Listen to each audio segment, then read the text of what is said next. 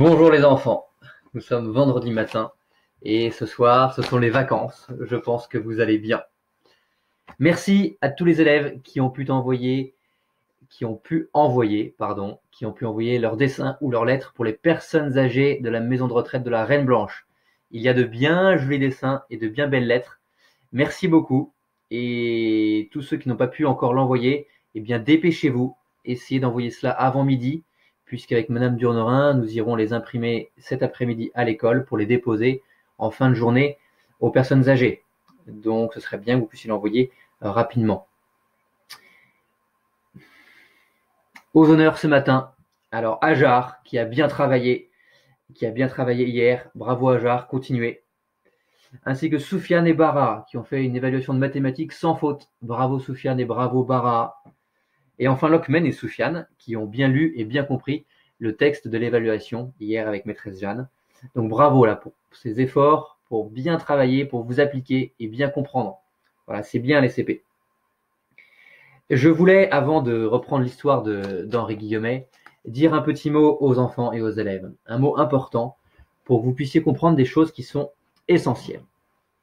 Cela fait maintenant 4 semaines que l'école est fermée, 4 semaines que vous êtes à la maison et que ce n'est pas facile pour personne. Et que ce n'est facile pour personne. Pour vous, bien sûr, mais ce n'est pas facile pour également toutes les personnes qui sont malades, qui sont touchées par ce virus, par les soignants qui aident les malades. Ce n'est pas facile pour vous qui restez à la maison, qui devez travailler à la maison, qui n'avez pas la chance d'aller à l'école, pour voir vos camarades, pour être avec vos enseignants. Ce n'est pas facile pour vos parents également qui se retrouvent à être enseignants à la maison et à devoir vous faire travailler alors que ce n'est pas leur métier. Ce n'est pas facile également pour vos enseignants qui doivent eux aussi travailler à la maison et ce n'est pas non plus leur métier. Leur métier, c'est d'être avec vous en classe. Voilà, sachez que les enseignants font de leur mieux pour suivre les devoirs, pour corriger vos copies, pour vous aider dans les difficultés, pour vous rencontrer régulièrement dans la semaine et pour vous faire travailler. Voilà, ce n'est facile pour personne aujourd'hui en France et puis dans le monde. Donc maintenant, qu'est-ce qu'on fait pour que ça aille mieux, pour arranger les choses? Qu'est-ce qu'on peut faire? Eh bien, toutes les petites choses que vous avez faites depuis le début, depuis ces 4 semaines. Toutes ces petites choses, tous ces efforts que vous avez faits pour bien travailler, pour faire de votre mieux. Voilà, pour essayer de travailler seul et pour faire de votre mieux dans votre travail. Quand les pilotes et les copilotes quand ils font un effort pour appeler leurs coéquipiers, pour leur dire qu'ils pensent à eux, pour mettre du lien entre vous. Quand les pilotes également vont envoyer un dessin ou une lettre aux militaires de la base aérienne de Brissy, qui en ce moment font de gros efforts pour transporter les malades, pour aider les soignants.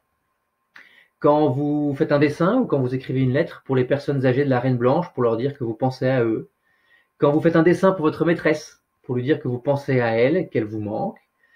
Quand vous faites un effort pour relever le défi de la chorale de maîtresse Jeanne, voilà, pour chanter devant votre caméra, ce n'est pas facile. Quand vous enfilez votre uniforme pour travailler, quoi d'autre encore? Quand vous envoyez une vidéo de vous en train de jouer de la guitare, par exemple, ou en train de faire une activité chez vous. Toutes ces petites choses qui peuvent vous paraître insignifiantes sont en réalité très importantes. Mais vraiment très importantes. Parce que ça montre que chacun, chez soi, nous faisons de notre mieux, nous faisons un effort pour arranger les choses, pour améliorer la vie de chacun. Donc je voulais vous remercier vraiment du fond du cœur pour toutes ces petites choses qui font du bien autour de vous. Voilà. Et peut-être que pour les CP, ils vont se souvenir de l'histoire du colibri que j'avais raconté en cours de MC. Souvenez-vous de ce petit colibri qui, devant l'incendie de la forêt, eh bien, fait son maximum, fait sa part pour remplir son bec d'eau, pour essayer d'éteindre l'incendie.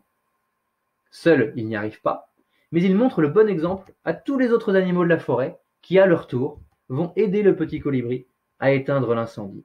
Et ils vont y arriver, parce que chacun va faire sa part, chacun va faire son maximum. Et c'est exactement ce que nous devons faire. Voilà, les enseignants font de leur mieux pour vous aider à travailler.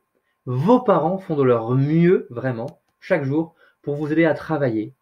Et vous, il faut que vous essayiez de faire de votre mieux pour bien travailler, bien sûr, c'est votre devoir d'écolier, c'est votre devoir d'État. Le plus important pour vous, c'est de bien travailler, mais également vous avez un cœur et une intelligence que vous pouvez utiliser pour faire le bien autour de vous, pour améliorer les choses. Et depuis 4 semaines, c'est ce que vous avez essayé de faire, et c'est ce que vous avez fait.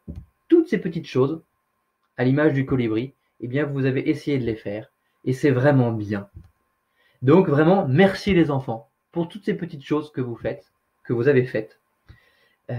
Voilà, vraiment merci. Et je vous encourage bien évidemment à aller continuer à montrer aux autres que vous pensez à eux en rendant service, en écrivant des lettres, en faisant des dessins. C'est très important et c'est ce qui fait eh bien, que nous arriverons à surmonter cette épreuve dans cette situation étonnante et particulière. Et c'est ce qui fait que bien quand l'école rouvrira, quand tout cela sera derrière nous, eh bien, nous nous sentirons plus forts et plus unis. Nous serons fiers de tout ce que nous aurons fait.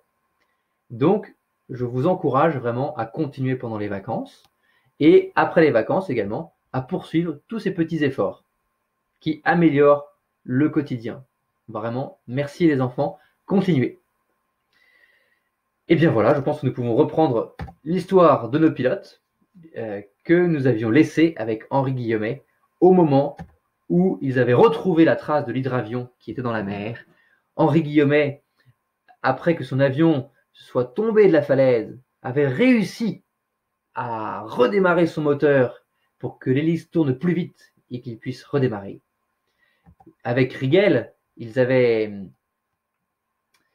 inspecté les dunes du désert pour essayer de retrouver les 4 membres de l'équipage qui étaient capturés par une tribu Schleu.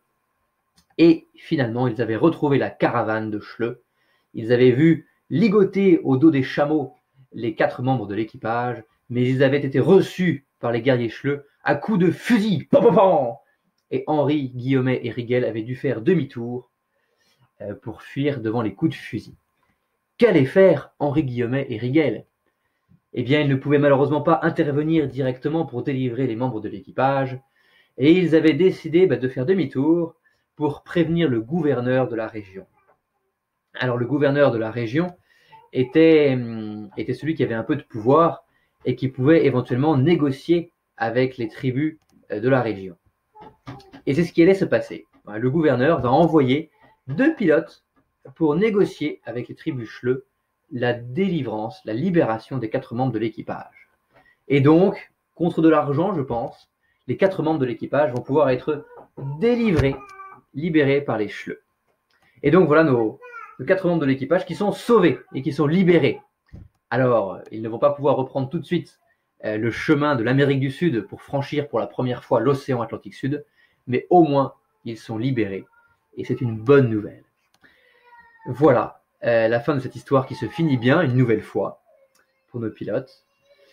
J'espère qu'elle vous a plu. Je vous souhaite de très bonnes vacances et de joyeuses fêtes de Pâques. Voilà les enfants, profitez bien de ces 2 semaines de vacances, profitez de vos familles. Et je vous dis à dans 2 semaines pour de nouvelles aventures. Bonnes vacances les enfants, à bientôt.